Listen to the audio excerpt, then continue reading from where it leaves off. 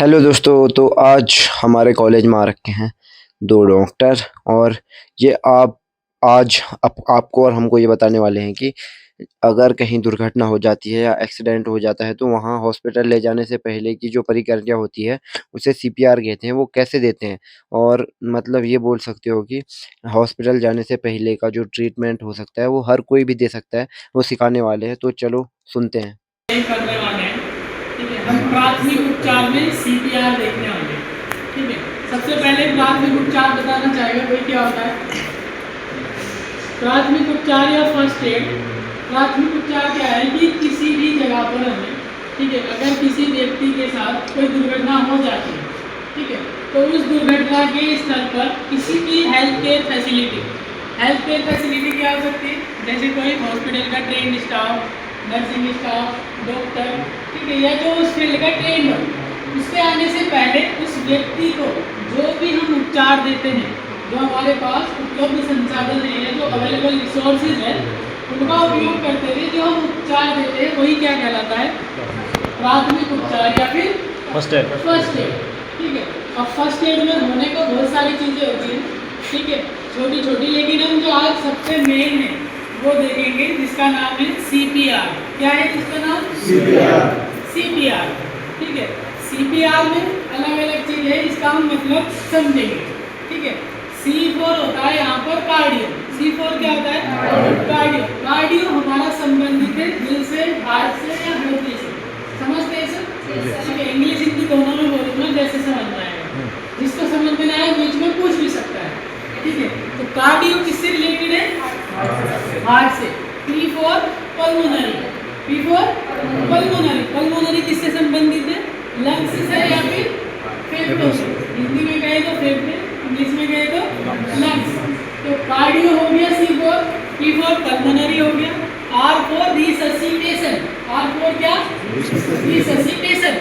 Resuscitation क्या होता है कि किसी भी चीज को उसकी पुराने जैसी स्थिति में लाना। ठीक है, यानी अगर हमारा हार्ट या जो हृदय है और जो हमारे लंग्स, जो फेफड़े हैं, वो अभी जो काम अच्छे से नहीं कर रहे या बिल्कुल काम नहीं कर रहे, उनको उनके पुराने जैसी स्थिति में लाना ही प्रोसीजर का नाम क्या है? CPR, cardio pulmonary resuscitation. यहाँ तक किसी को कोई दिक्कत नहीं है। अब हम इसको क्या इसमें होता है, किस मरीज को या किस पेशेंट को या किस कैजुअलिटी को या किस दुर्घटना हुए इंसान को इस चीज़ की ज़रूरत है, उसको कैसे पहचानेंगे। ठीक है, ये हम सभी बहुत अच्छे से सुनेंगे, बहुत अच्छे से देखेंगे और बहुत अच्छे से आपस में करके भी देखेंगे। क्यों? क्योंकि आपने देखा होगा, हम कभी अगर हॉस्पिटल गए, किसी का कुछ हार्ट अटैक आ गया, किसी का एक्सीडेंट आ गया, किसी के आसपास भी, तो बहुत बार आपने सुना होगा कि 2, 4, 5 मिनट पहले ले आते तो शायद हम कुछ कर सकते थे। तो वो जो शायद कुछ कर सकते थे, उसका एक बहुत बड़ा हिस्सा क्या है? सीपीआर। ठीक है, किस किस को दे सकते हैं वो हम सारी चीज़ें देखेंगे। तो एक सीक्वेंस में याद करेंगे, क्योंकि इसका जो हमारे पास लिमिटेड टाइम होता है कि इतने समय के अंदर अंदर हमें देना ही देना है, नहीं तो उसके बाद कोई फायदा नहीं है। ठीक है, 3 से 5 मिनट के अंदर हमें ये सब कुछ करना है जो अगले आधे घंटे में हम देखने वाले और सीखने वाले हैं। तो उसके लिए हम क्या करेंगे कि चीज़ों को सीक्वेंस में देखेंगे, कैसे हमारा टाइम बच सकता है, कैसे हम एक टाइम पे 2-3 काम कर सकते हैं। इसीलिए हम इस चीज़ की आज क्या कर रहे हैं? ट्रेनिंग कर रहे हैं। क्योंकि कोई दुर्घटना ज़रूरी है किसी और के साथ होती है। ठीक है, हमारे भी साथ हो सकती है, हमारे घर में किसी के साथ हो सकती है, पड़ोस में हो सकती है। तो अगर आप लोगों ने ये ट्रेनिंग अच्छे से ले रखी है, तो क्या करोगे आप? आपकी वजह से उस व्यक्ति विशेष की जान बच सकती है। सुनेंगे अच्छे से? तो हम एक सीक्वेंस देखेंगे, DRSCAB। क्या देखेंगे? DRSCAB। अलग अलग मतलब है, एक एक समझाऊंगा। सबसे पहले वर्ड आता है कौन सा? D।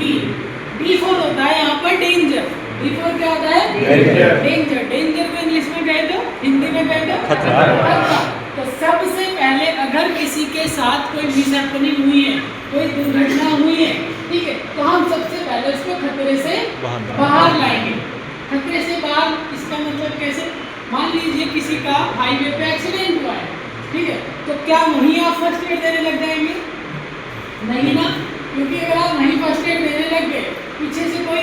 से गाड़ी आई उसमें आप एक एग्जाम्पल ले सकते हैं। जैसे कोई व्यक्ति डूब रहा है, पानी में डूबा, ठीक है, या डूब रहा है, क्या वहीं पर जार देने लग जाएंगे? नहीं, उसको खतरे से बाहर लाएंगे। कोई व्यक्ति ऐसी जगह है कि वहाँ पर आग लग रही है, ठीक है, तो उसको क्या वहीं देने लग जाएंगे? नहीं, उसको सबसे पहले हम क्या करेंगे? खतरे से बाहर लाएंगे। या किसी को सांप ने काटा, ठीक है, तो सबसे पहले उसको वहाँ से हटाएंगे। तो सबसे पहले हम क्या कर रहे हैं? हम उस डेंजर जोन से, खतरे की जगह से बाहर लेके आ गए। अब चेक कर रहा है मैं उसका रिस्पॉन्स, क्या वो रिस्पॉन्स कर रहा है या नहीं कर रहा है। रिस्पॉन्स कैसे चेक करेंगे? हम उसके साइड में गए, ठीक है, ज़्यादातर राइट साइड रहेंगे, उसके भी अपने अलग फायदे, अलग टेक्निक है। अभी ये है कि हम उसके राइट साइड गए, ठीक है, और हम उसका रिस्पॉन्स चेक करेंगे। कैसे? उनके कंधे हिलाएंगे और उनसे पूछेंगे कान के पास जाके, क्या आप ठीक है? Are you okay? ठीक है, कान के पास जाके क्यों पूछेंगे? क्योंकि हमें नहीं पता वो कौन है, वो बुजुर्ग भी हो सकता है, ठीक है, हमें नहीं पता, उसको क्या पता कम सुनाई देता हो, ठीक है, हमें जो भी भाषा आती है, हिंदी, इंग्लिश, क्योंकि उसको जरूरी भी हिंदी आती है, उसको जरूरी भी इंग्लिश आती है, तो जितनी हमें एक दो आती है हम उससे कान के पास जाके पूछेंगे, क्या आप ठीक है? Are you okay? साथ में उसको कंधे, उसको शोल्डर शेक करेंगे, हिलाएंगे, ठीक है। अब अगर उन्होंने रिस्पॉन्स दे दिया तो ठीक है, रिस्पॉन्स नहीं दिया तो मतलब अभी भी वो खतरे में है, अभी उनको नुकसान और कुछ अभी हमें पता नहीं चला एग्जैक्ट चीज़ क्या है। इसके बाद अब रिस्पॉन्स नहीं आया, ठीक है, फर्स्ट एड में हम किसी का पूरा इलाज तो कर नहीं सकते, इसको क्या हुआ होगा, ठीक है, लेकिन हम प्राथमिक उपचार जो दे सकते हैं CPR वो करेंगे। लेकिन जितनी देर तक हमने इसको दिया उसके बाद हमारे पास सारी फैसिलिटी तो है नहीं, ठीक है, तुरंत उसको मेडिकल फैसिलिटी की जरूरत पड़ सकती है। तो सबसे पहले हम किसी को मदद के लिए बोलेंगे, अगर पॉसिबल होगा तो हम किसी को मदद के लिए बोलेंगे। अब मदद कैसे मांगेंगे? अगर यहाँ भीड़ है, ठीक है, मैं किसी को बोलूँ कि कोई एम्बुलेंस को फ़ोन कर दीजिए, ठीक है, तो पहले तो 2-3 मिनट सब कोई वीडियो बना रहा होगा, ठीक है, कोई आपस में बात कर रहा होगा, कोई एक दूसरे को देख रहा होगा, ये करेगा, ठीक है, तो मैं क्या करूँगा कि किसी एक को टारगेट करके बोलूँगा, जैसे इनको बोलूँगा मैं, हाँ जी आप जो है 108 एम्बुलेंस को कॉल करिए और उनको बोलिए यहाँ पर ऐसा ऐसा हुआ है। ऐसा बोलने से क्या हुआ? अगर मैं इनकी तरफ देख के टारगेट करके बोल रहा हूँ, इनको ऐसा लगेगा कि मेरी ये जिम्मेदारी बन गई और मुझे तुरंत करनी चाहिए। अब कॉल करके मुझे क्या क्या बताना है? इन्होंने नॉर्मल बता दिया कि यहाँ ये हुआ, वो एम्बुलेंस लेके आ गए, ठीक है, लेकिन अगर वहाँ एक से ज़्यादा लोग हो, ठीक है, अगर क्या हो, एक से ज़्यादा लोग हो, अगर वहाँ आग लगी हो, ठीक है, अगर वहाँ अभी भी लड़ाई झगड़ा कुछ हो रहा हो, ठीक है, तो उसके लिए हमने बुलाया था, वो आ गई, ठीक है, लेकिन कंडीशन अगर वहाँ ऐसी थी कि वहाँ एक से ज़्यादा लोग को अफेक्ट हुए, ठीक है, दुर्घटना जो थी एक से ज़्यादा लोगों के साथ हुई थी, या फिर ऐसे था कि वहाँ आग भी लग रही थी, आग अभी भी चालू थी, या फिर वहाँ ऐसा था कि वहाँ लड़ाई झगड़े की वजह से ये चीज़ हुई, तो क्या एक एम्बुलेंस आने का ज़्यादा फायदा हुआ हमें? नहीं हुआ। तो जो कॉल कर रहा है उसको ये चाहिए कि वो उनको एम्बुलेंस को जिसको कॉल कर रहा है 108 नंबर पे, वो सारी चीज़ें बोले कि जो यहाँ पर दुर्घटना हुई है उसमें 2, 3, 4 या इतने लोग हैं, ठीक है, अगर 4-5 होंगे तो वो एक एम्बुलेंस की जगह ज़्यादा लाएंगे, ठीक है, अगर वहाँ आग भी लगी थी, ठीक है, तो वो अपने साथ क्या लाएंगे? फायर ब्रिगेड भी लाएंगे।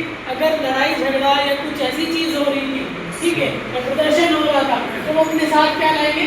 पुलिस भी लाएंगे। तो एक ही कॉल से हमें ज़्यादा फायदा हुआ, ठीक है, तो हमें ये चीज़ें ध्यान में रखनी है कि अगर हम कॉल कर दें तो एक ही कॉल से हमारे ज़्यादा काम हो। नहीं तो आपने कॉल की, एक एम्बुलेंस आई, 2 को ले गई, 3 अभी भी पड़े, क्या ज़्यादा फायदा हुआ? नहीं हुआ। तो ट्रेनिंग लेने के हमारे ये फायदे होते हैं। 3 चीज़ें बता चुका हूँ। सबसे पहले D फॉर डेंजर, यानी कि उसको डेंजर से बाहर ले आए, ठीक है।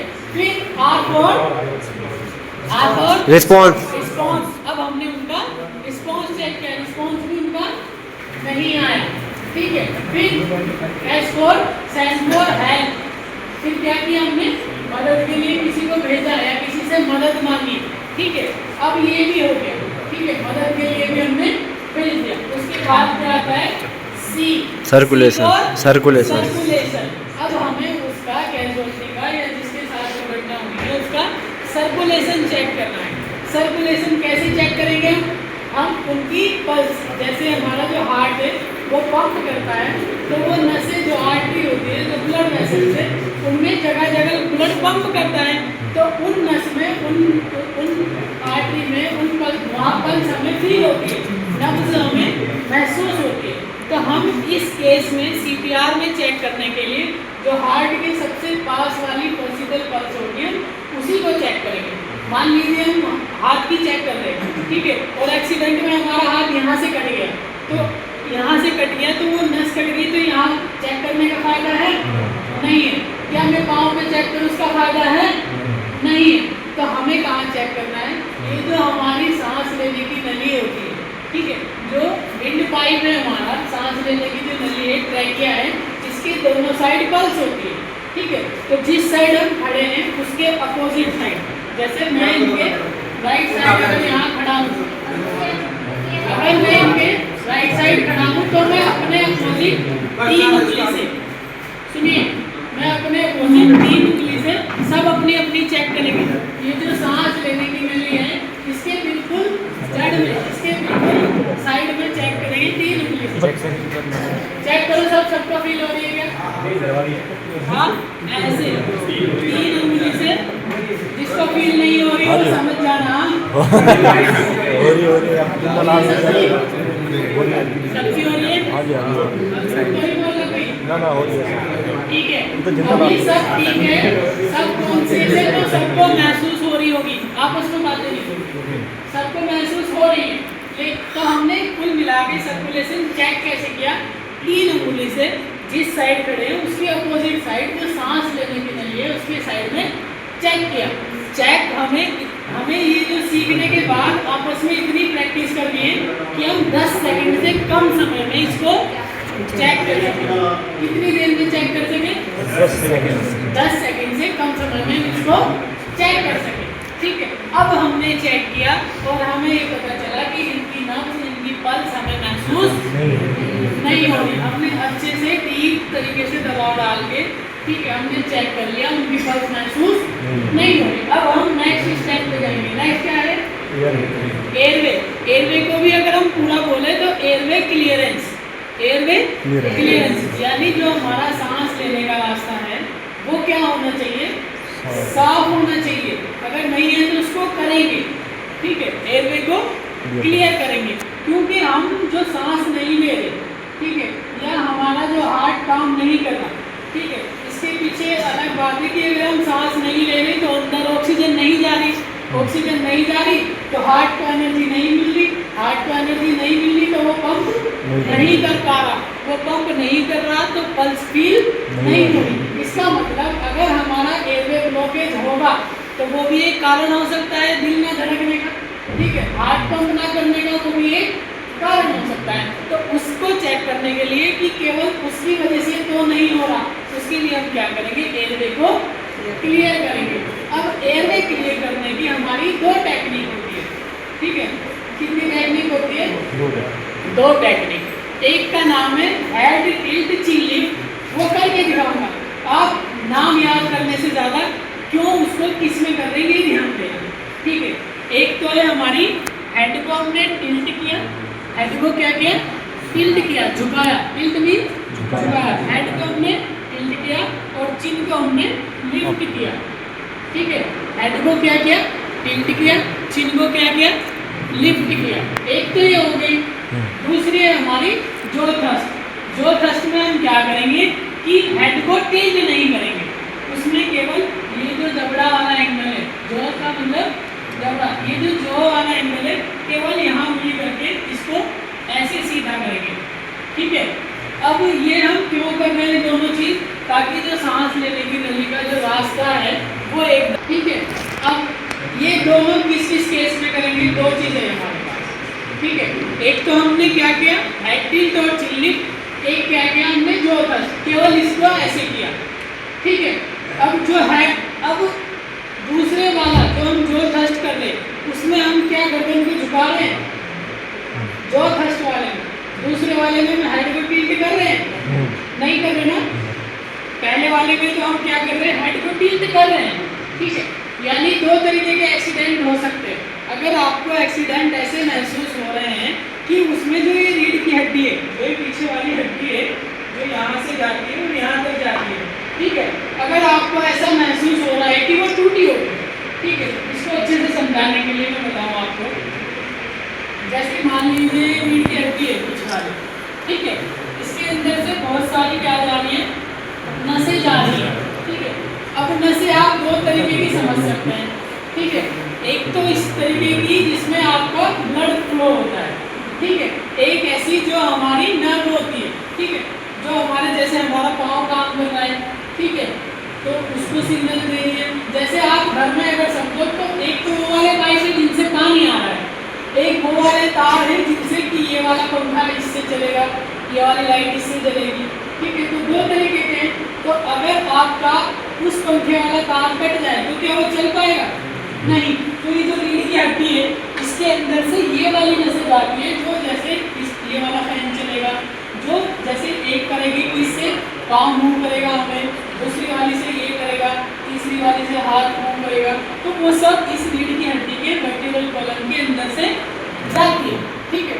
अगर आपको ऐसा महसूस हुआ कि एक्सीडेंट ऐसा हुआ कि उसमें ये हड्डी क्या हुई होगी, टूटी होगी, ठीक है। अब ये किसी भी तरीके से टूट सकती है, क्या ये केवल सीधी टूटेगी? ये न्यूट्रली भी टूट सकती है, ठीक है। अगर ये न्यूट्रली टूटी, ठीक है, और हमने गर्दन को ऐसे किया तो वो हड्डी उस तार को क्या कर सकती है, उसमें से कट जा सकती है। और हम क्या करते हैं कि जब इसका एक्सीडेंट हुआ तब तो ये ठीक था, जब हॉस्पिटल ले गए इसके बाद इसका पाँव क्या हो गया, पैरालाइज हो गया, इसके हाथ ने काम करना बंद कर दिया। तो वो क्यों होता है? क्योंकि हम जो उसको हैंडल गलत तरीके से करते हैं।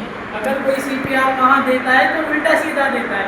हम अगर किसी चीज़ की ट्रेनिंग ले रहे हैं तो जितने तरीके से उसको अच्छा करना है उतने ही हमें तरीके ये भी आने चाहिए कि इसको और ज़्यादा नुकसान होने से बचाना है। स्टार्टिंग में ही मैंने प्रिंसिपल बताया, ठीक है, सिद्धांत बताया कि प्रिवेंट फर्दर इलनेस। अगर हम किसी को अच्छा CPR दे रहे तो उसका एक प्रिंसिपल ये भी है कि उसको और ज़्यादा नुकसान होने से बचाना है, समझे। तो अगर कोई ऐसी चीज़, ऐसा एक्सीडेंट हुआ हो जिसमें रीढ़ की हड्डी हमें टूटी हुई महसूस हो रही है, जैसे किसी का एक्सीडेंट हुआ, ठीक है, 2-3 मंजिल से गिरा, गर्दन नीचे लगी, ठीक है, तो उस केस में हमें एयरवे क्लियर ऐसे वाला नहीं करना कि उसमें हम हेड को टिल्ट करेंगे। उसमें केवल किस तरीके से क्लियर करेंगे कि केवल उसका जॉ पकड़ेंगे और ऐसे करेंगे, ठीक है। मतलब उसकी जो गर्दन है वो झुकनी नहीं चाहिए, जो उसकी रीढ़ की हड्डी है वो मुड़नी नहीं चाहिए, क्योंकि अगर वो मुड़ेगी तो वो जो हड्डी है, वो बोन है, वो जिसके अंदर घुस जाएगी और वो कट सकती है और ज़्यादा नुकसान हो जाएगा। उससे हमें बचाना है, तो उसके लिए हम क्या करेंगे, जॉ थ्रस्ट करेंगे, ठीक है। अब आपने एयरवे क्लियर भी कर दिया।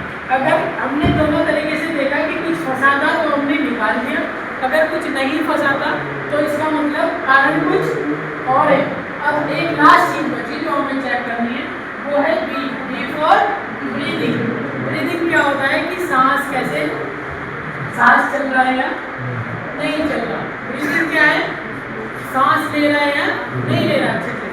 अब सांस ले रहा है या नहीं ले रहा हम कैसे चेक कर सकते हैं? हवा बाहर आ रही होगी, या तो मुंह से हवा बाहर आ रही होगी, या तो छाती जो चेस्ट है उसकी ऊपर नीचे होता हुआ दिखाई दे रही होगी, ठीक है। तो हम क्यों ना इस तरीके से चेक करें कि दोनों तीनों चीज हम एक ही टाइम पे देख लें। तो हम क्या करेंगे, उसके पास बैठेंगे और अपना जो कान है उसके नाक के पास लेके जाएंगे, ठीक है। अब उसके नाक के पास ले गए तो कान पे हमें क्या महसूस होगा कि उसके नाक से हवा निकल रही है कि नहीं निकल रही, और ऑटोमेटिकली हमारी आंखें किधर हो गई, उसके चेस्ट की साइड हो गई। आंखों से क्या दिखेगा हमें, चेस्ट अप एंड डाउन हो रही है कि नहीं हो रही। अब हमने सारी चीज़ें देख ली, ये हमें बहुत जल्दी करना है, अभी मैं धीरे धीरे बता रहा हूँ ताकि आपको सीक्वेंस में आ जाए, ठीक है।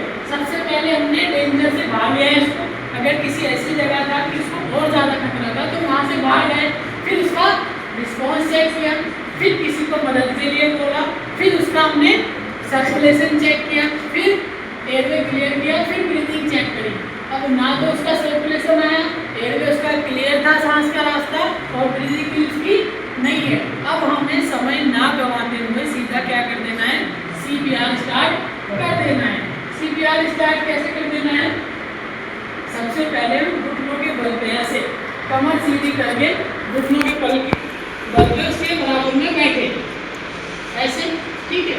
और अपना एक हाथ जो चेस्ट के दोनों निप्पल है उनके बीचों बीच, कहाँ पे?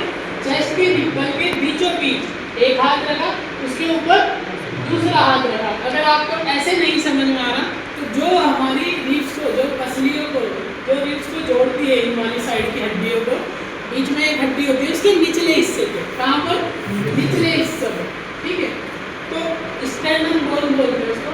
तो जो बीच की हड्डी है या तो उसके निचले हिस्से पर या तो दोनों निप्पल के बीचों बीच एक हाथ रखा, दूसरा हाथ रखा। अब देखो मैंने अपनी अगर कमर सीधी रखी है, अपने हाथ अगर सीधे रखे हैं, तो क्या मुझे अभी तक जोर लगाना पड़ा है? नहीं लगाना पड़ा ना। मेरी जो अपर बॉडी है उसका वजन अपने आप किस पे आ गया? मेरे हाथों पर आ गया, ठीक है। अगर मैं अपनी कमर को ऐसे मोड़ूंगा, हाथ को ऐसे मोड़ूंगा, तो मुझे ताकत किससे लगानी पड़ेगी? हाथ से। और मुझे जो थकान होगी वो जल्दी हो जाएगी। जितनी देर तक मुझे उसको CPR देना था उतनी देर तक नहीं दे पाऊंगा। तो टेक्निक का यूज करना है। सबसे पहले हमने कमर सीधी करी, एक हाथ रखा दोनों निप्पल के बीचों बीच, उसके ऊपर दूसरा हाथ रखा और तुरंत क्या कर दिया? दबाना स्टार्ट कर दिया, ठीक है। अब दबाना स्टार्ट करने में हमें ये चीज देखनी है कितनी सेंटीमीटर दबाना है या कितने इंच दबाना है। अगर ये जैसे बड़ा इंसान है, एडल्ट है, बड़ा इंसान है, 8 साल से ऊपर है, ठीक है, तो हमें कम से कम 5 सेंटीमीटर, 5 सेंटीमीटर को अगर मैं इंच में बोलूँ तो कितना होगा? बताओ, 1 इंच में कितना सेंटीमीटर होता है? 2.54। 1 इंच में 2.5 सेंटीमीटर कितना होता है? 2.5 सेंटीमीटर। तो अगर इंच में पूछे कोई तो कितना? लगभग 2 इंच। इतना दबना ही दबना चाहिए, ठीक है। 5 से 6 सेंटीमीटर मिनिमम कितना? 5, ठीक है। और इंच में बोलो तो कितना? 2 इंच। तो इतना 2 इंच या 5 सेंटीमीटर तक हमें उसको दबाना है। जैसे 1 2 3 4 5 6 7 8। अब हमें क्या करना है? सुनिए कि एक बार में हमें 30 बार दबाना है। एक बार में कितना? 30 बार। अब जैसे मैं ऐसे दबाऊंगा कि 1 2 3 4 5, जैसे ही मैं ऐसे 30 बार दबाया, उसके बाद तुरंत 2 बार क्या करना है? मुंह से मुंह सांस देना है। अब मुंह से मुंह सांस देने से पहले मैं एक चीज ध्यान रखनी है, जो उसका नाक है उसको बंद कर देना है, क्योंकि अगर मैं मुंह से हवा फूंकूंगा तो वो नाक से बाहर आ सकती है। क्या उतना फायदा होगा? नहीं होगा। तो नाक बंद करूंगा और मुंह से मुंह 2 बार क्या करूंगा? मैं उसको हवा फूंकूंगा, 2 बार मुंह से मुंह सांस फूंकूंगा, फिर से तुरंत क्या? 30 बार। 1 2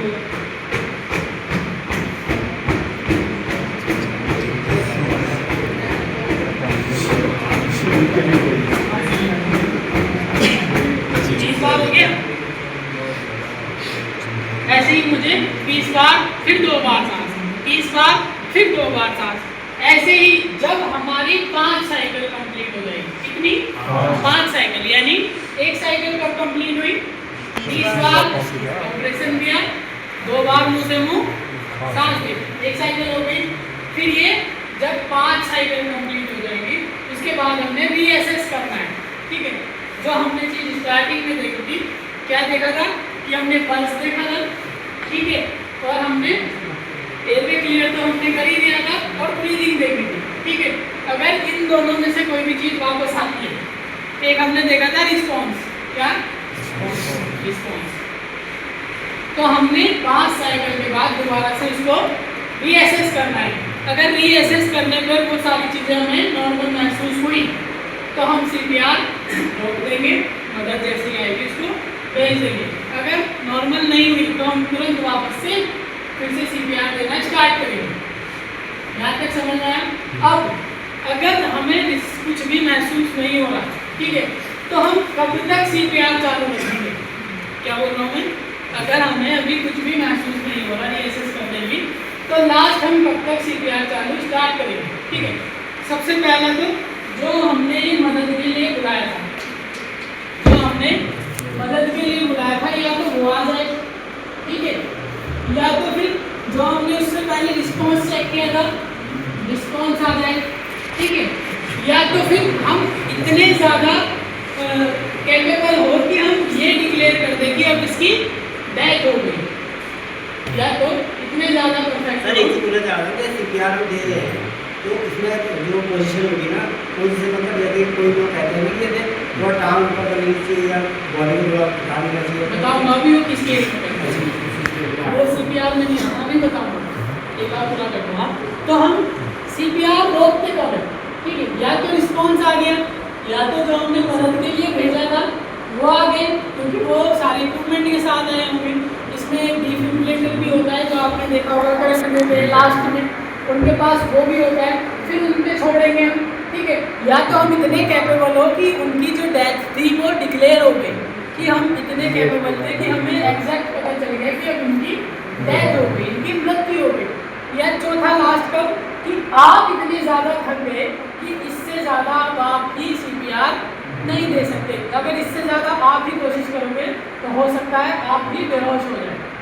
4 कंडीशन समझ में आई, या तो रिस्पॉन्स वापस आया, या तो जो मदद के लिए भेजा था वो आ गए, या तो उसकी डेथ कंफर्म कर दिया आपने, इतने ज़्यादा डेथ हालांकि आप नहीं कर सकते कंफर्म, ठीक है, लेकिन उसके बाद अगर चौथा ऑप्शन है तो अब आप ही इतने थक गए कि इससे ज़्यादा में करने पर आप ही अनरिस्पॉन्सिव, आप ही बेहोश हो सकते हैं।